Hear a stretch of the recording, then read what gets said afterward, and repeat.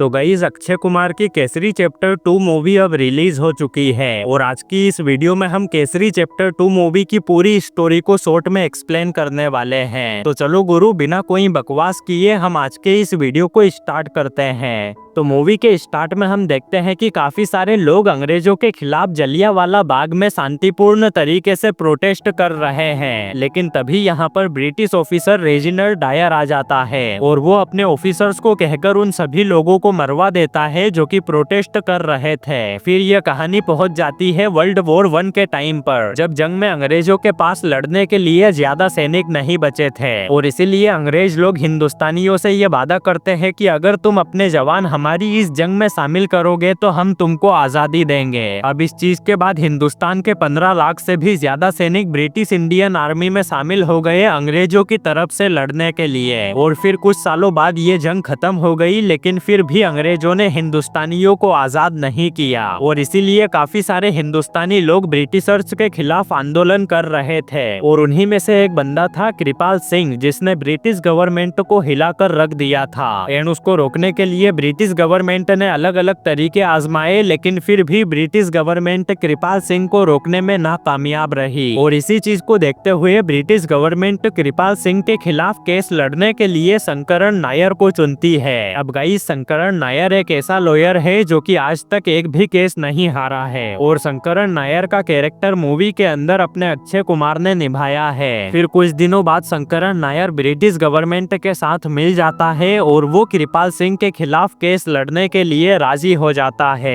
And then Shankaran Nair कृपाल सिंह के खिलाफ कुछ सबूत इकट्ठे करता है और उसको एक दूसरे ही केस में फंसाकर गिरफ्तार करवा देता है। अब शंकरन नायर के इस काम को देखते हुए ब्रिटिश एम्पायर का किंग शंकरन को नाइटहुड बना देता है। उसके बाद हम देखते हैं कि ब्रिटिश गवर्नमेंट उन सभी लोगों के परिवार वालों को मुआवजा दे रही है जो कि जलियांवाला बाग में मारे जा चुके थे। तभी यहाँ पर अपना शंकरन आ जाता है और वो कमीशन ऑफिस के बाहर एक लड़के को देखता है जो कि शंकरन को कुछ बताना चाहता था। और गाइस ये लड़का भी उस दिन जलियांवाला बाग में ब्रिटिशर्स के खिलाफ आंदोलन कर रहा था, लेकिन ब्रिटिशर्स के उस हमले से ये लड़का किसी तरह बच गया था। अब शंकरन शुरुआत में तो इस लड़के को काफी दिनों तक इग्नोर करता है, लेकिन जब वो ये नोटिस करता है कि ये लड़का हर रोज कमीशन ऑफिस के बाहर आ रहा है उसको कुछ बताने के लिए, तब जाके शंकरन एक दिन इस लड़के से मिलता है और फिर ये लड़का शंकरन को बताता है कि आपने जिस कृपाल सिंह को जेल के अंदर बंद करवाया है मैं उन्हीं का बेटा हूँ। उसी के साथ वो शंकरन को ये भी बताता है कि सर हम तो जलियांवाला बाग में अंग्रेजों के खिलाफ शांतिपूर्ण तरीके से प्रोटेस्ट करने गए थे, क्योंकि आखिर हम कब तक इन अंग्रेजों का अत्याचार सहेंगे और अगर इन अंग्रेजों का अत्याचार करना गलत है तो उसको चुपचाप सहना और उसके खिलाफ आवाज ना उठाना भी तो गलत है ना सर। अब इस लड़के की ये बातें सुन के शंकरन को ये महसूस होने लगता है कि उसने कृपाल सिंह के साथ जो कुछ भी किया है वो गलत है, लेकिन शंकरन इस लड़के की बात का बिना जवाब दिए ही यहाँ से चला जाता है। फिर शंकरन को कमीशन ऑफिस में बुलाया जाता है, जहाँ जाके उसको ये पता चलता है कि जलियांवाला बाग के हत्याकांड में जिस ब्रिटिश ऑफिसर ने सभी मासूम लोगों को मरवा दिया था उस ऑफिसर को अपराधी न मानकर बेकसूर साबित कर दिया गया है। और फिर वहाँ शंकरन को ये भी पता चलता है कि उसे नाइटहुड बनाना और उससे ये केस लड़वाना ये सब कुछ अंग्रेजों की प्लानिंग थी। मतलब ओवरऑल ब्रिटिश गवर्नमेंट ने इस केस को जीतने के लिए शंकरन का सिर्फ इस्तेमाल किया था। एंड फिर ब्रिटिश गवर्नमेंट के लोग शंकरन को ये कह के वहाँ से भगा देते हैं कि अब तुम्हारा काम हो चुका है, तुम यहाँ से जा सकते हो। फिर इस चीज के बाद शंकरन उसी लड़के के घर जाता है जिसने उसकी आंखें खोल दी थी, लेकिन वहाँ जाके वो देखता है कि उस लड़के ने अपने हाथ की नसें काटकर खुद की जान ले ली है। अब ये चीज देखकर अपना शंकरन और भी ज्यादा टूट जाता है और फिर वो यहाँ से अपने घर वापस जाने का फैसला करता है। लेकिन रेलवे स्टेशन पर शंकरन को एक लड़की मिलती है जिसका नाम था दिलरीत। वो लड़की शंकरन से कहती है कि सर हमें जलियांवाला बाग के हत्याकांड का सच दुनिया के सामने लाना चाहिए, लेकिन अपना शंकरन अब हार मान चुका था, इसीलिए वो दिलरीत से कहता है कि हम ब्रिटिश गवर्नमेंट से नहीं जीत सकते हैं। फिर दिलरीत शंकरन को एक न्यूज़पेपर देती है जिसमें जलियांवाला हत्याकांड का पूरा सच लिखा था। शंकरन दिलरीत से वो न्यूज़पेपर लेके यहाँ से अपने घर के लिए निकल जाता है। फिर कुछ दिनों बाद हम देखते हैं कि दिलरीत ब्रिटिश गवर्नमेंट के खिलाफ केस कर देती है क्योंकि वो जलियांवाला बाग के हत्याकांड का सच दुनिया के सामने लाना चाहती है। अब दिलरीत के केस करने के बाद ये केस सीधा कोर्ट में पहुंच जाता है एंड फिर जब कोर्ट की डेट आती है तो वो सभी लोग कोर्ट में पहुंच जाते हैं, जैसे कि दिलरीत और वो ब्रिटिश ऑफिसर रेजिनाल्ड डायर जिसके ऊपर ये केस किया गया है, क्योंकि इसी रेजिनाल्ड डायर ने जलियांवाला हत्याकांड करवाया था। इसके अलावा अपना शंकरन भी कोर्ट में आ जाता है। जी हाँ गुरु लोग, शंकरन अपने घर वापिस नहीं गया और उसने जो न्यूज़पेपर दिलरीत से लिया था उसको पढ़ने के बाद वो ये डिसाइड करता है कि अब वो जलियांवाला हत्याकांड का सच दुनिया के सामने लाकर ही रहेगा। एंड फिर कुछ दिनों तक शंकरन और दिलरीत मिलकर इस केस के लिए सबूत इकट्ठे करने की कोशिश करते हैं ताकि इनको ये केस लड़ने में किसी भी तरह की परेशानी का सामना ना करना पड़े। वेल गाइस, ये कुछ दिनों पहले की फ्लैशबैक स्टोरी थी। इसके बाद मूवी की स्टोरी वापस से प्रेजेंट में आती है। फिर कोर्ट में अपने शंकरन और उस ब्रिटिश ऑफिसर के वकील के बीच में काफी तगड़ी डिबेट होती है। अपना शंकरन कोर्ट में ये साबित करने में लगा था कि जलियांवाला बाग में उन बेकसूर लोगों को मारना ये सब कुछ रेजिनाल्ड डायर की सोची समझी साजिश थी। अब शंकरन जज के सामने ऐसी ऐसी बातें रखता है कि जज को भी शंकरन की बातों के ऊपर विश्वास होने लग जाता है और इसीलिए कोर्ट का जज शंकरन को 1 हफ्ते का टाइम देता है ताकि वो उसकी इन सारी बातों को प्रूफ के साथ सच साबित कर सके।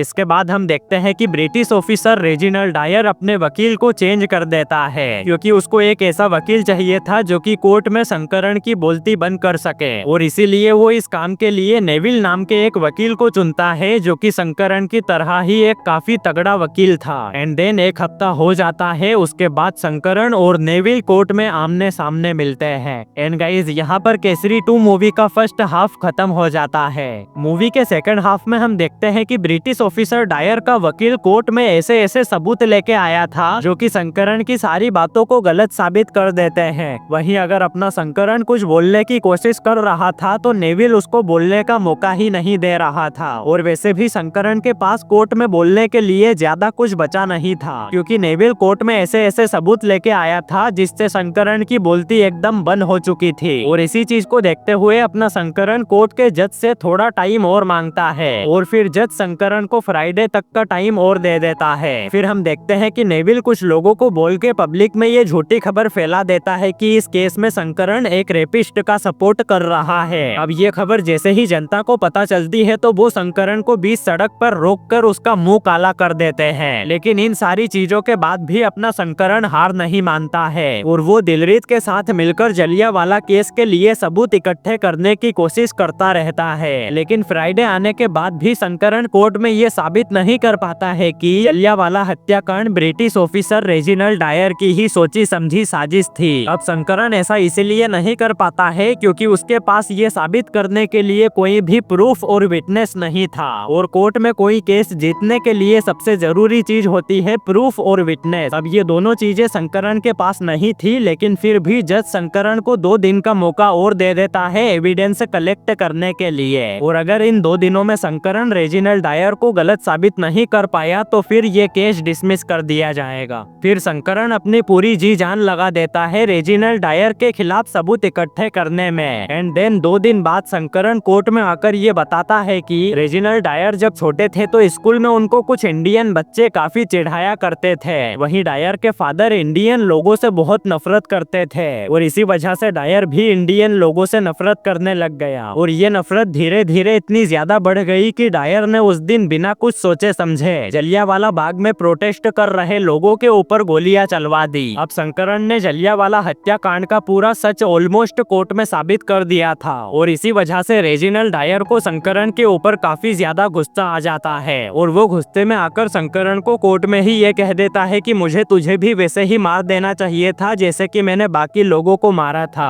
अब रेजिनाल्ड डायर की ये बात सुन के वहाँ बैठे सभी लोगों को ये पता चल जाता है कि डायर ने जानबूझकर ही जलियांवाला बाग में प्रोटेस्ट कर रहे बेकसूर लोगों को मरवाया था। अब इसके कुछ ही दिन बाद कोर्ट की तरफ से इस केस का फैसला होने वाला था, लेकिन जब फैसले का दिन आता है तो रेजिनाल्ड डायर शंकरन को गिरफ्तार करवाकर कस्टडी में डलवा देता है ताकि शंकरन आज के दिन कोर्ट में न आ पाए। फिर हम देखते हैं कि रेजिनाल्ड डायर का वकील नेविल वापस कोर्ट में ये साबित कर देता है कि रेजिनाल्ड डायर बेकसूर है। नेविल कोर्ट में कहता है कि रेजिनाल्ड डायर ने उस दिन जो कुछ भी कहा था वो सब कुछ गुस्से में कहा था और गुस्से में कही गई किसी भी बात को हम सच नहीं मान सकते हैं। अब आज के दिन जज को ये केस खत्म करना था बिकॉज आज इस केस का फैसला सुनाने का लास्ट दिन है। ऊपर से शंकरन भी कोर्ट में नहीं आया था, इसीलिए जज रेजिनाल्ड डायर को बेकसूर साबित करके इस केस को क्लोज कर देते हैं। फिर हम देखते हैं कि शंकरन को पुलिस ने वापस छोड़ दिया है। उसके बाद शंकरन थक हार कर अपने घर वापस चला जाता है और फिर कुछ दिनों तक शंकरन काफी उदास रहता है क्योंकि वो जलियांवाला बाग में मारे गए बेकसूर लोगों को इंसाफ नहीं दिला पाया था। लेकिन कुछ दिनों बाद शंकर के पास पंजाब से एक लेटर आता है जो कि कृपाल सिंह ने भेजा था।